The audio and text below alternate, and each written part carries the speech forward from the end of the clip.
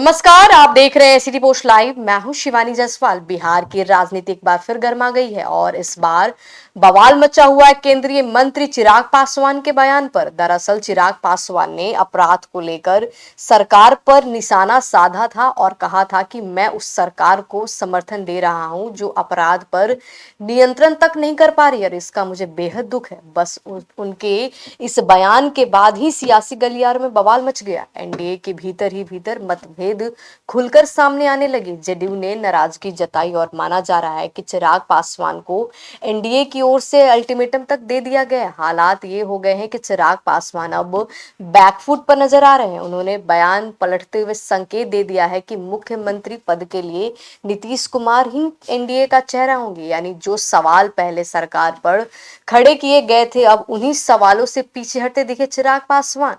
आपको बता देते हैं कि इस मुद्दे पर विपक्ष ने चिराग पासवान को आड़े हाथों ले लिया। राष्ट्रीय जनता दल के प्रवक्ता मृत्युंजय तिवारी ने कहा है कि चिराग पासवान जी, पहले आप अपना स्टैंड क्लियर कीजिए। कहते कुछ है, करते कुछ और है। आपको बता देते हैं कि पहले स्पष्ट कीजिए कि आप किसके साथ हैं, फिर मैदान में आइए। वीडियो के माध्यम से हम दिखाते हैं क्या कुछ कहते हुए नजर आए मृत्युंजय तिवारी। केंद्रीय मंत्री आदरणीय श्री चिराग पासवान जी पहले अपनी मंशा स्पष्ट कर लें।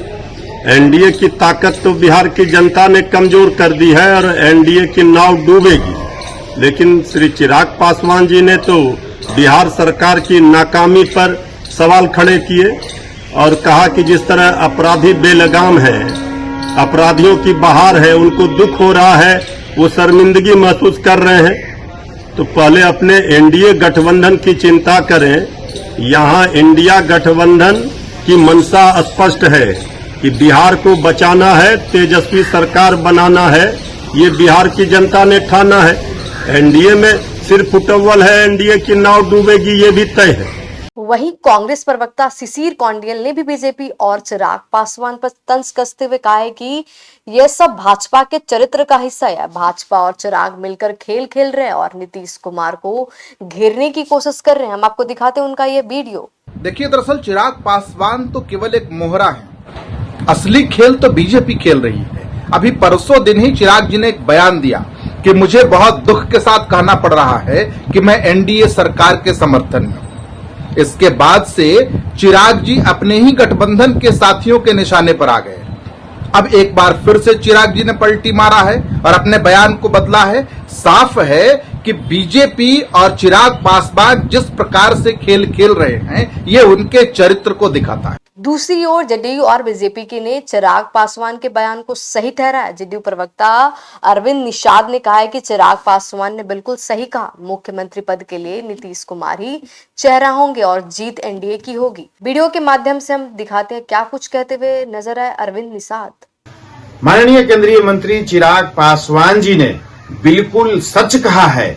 आदरणीय मुख्यमंत्री नीतीश कुमार जी के नेतृत्व में एनडीए पूरी एकजुटता के साथ चुनाव लड़ेगा और चुनाव के बाद आदरणीय मुख्यमंत्री नीतीश कुमार जी पुनः मुख्यमंत्री के पद पर आसीन होंगे। वैसे लोग जो महागठबंधन में है, महागठबंधन इस चुनाव में पुनः धाराशायी हो जाएगा। महागठबंधन का बिहार में कोई नाम लेवा नहीं बचेगा और तेजस्वी यादव अपने लिए नंबर का इंतजाम नेता प्रतिपक्ष बनने के लिए उनको करना पड़ेगा। भाजपा ने भी चिराग पासवान के बयान का स्वागत किया और कहा है कि नीतीश कुमार के नेतृत्व में ही चुनाव लड़ा जा रहा है और वही अगले मुख्यमंत्री होंगे। बिहार की नीतीश सरकार के बारे में केंद्रीय मंत्री और रालोसपा नेता चिराग पासवान के बयानों का महागठबंधन जो भी निहितार्थ निकाले, चिराग जी ने स्पष्ट कर दिया है कि नीतीश जी के नेतृत्व में ही चुनाव लड़ेंगे। नीतीश जी पुनः सीएम बनने जा रहे हैं। महागठबंधन के घटक दलों के नेताओं को चिराग जी के इस बयान से गहरा झटका लगना स्वाभाविक है। एनडीए को कमतर समझने वाले नेताओं का यह बेचैन होना भी स्वाभाविक है। अटूट एनडीए की ताकत को कमजोर कर अपनी राजनीतिक रोटी सेकने वालों को भी झटका लगा है।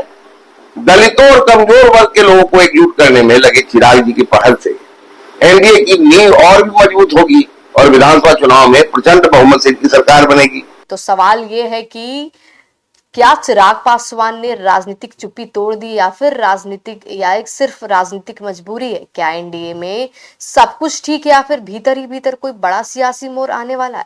तो फिलहाल इस खबर में इतना ही। आगे देखते रहिए सिटी पोस्ट लाइव। धन्यवाद।